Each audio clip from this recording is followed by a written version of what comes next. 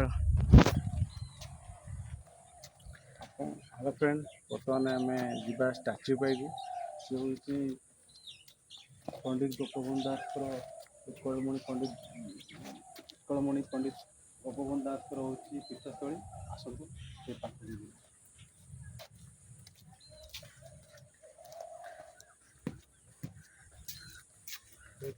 ओडिशा सरकार द्वारा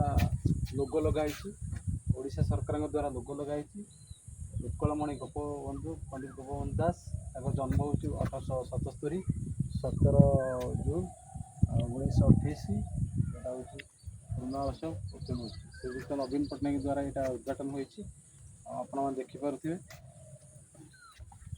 स्टाच्यू ये हूँ पुरुष कि आम बही पढ़ी गोपबंधु दास सुहांड ग्राम गोपबंधु दास जन्मपीठ मुझे भी आसी नी आज आसिक बहुत आनंद लगे देखु गोपबंधु दास आज पीठस्थली आम अच्छु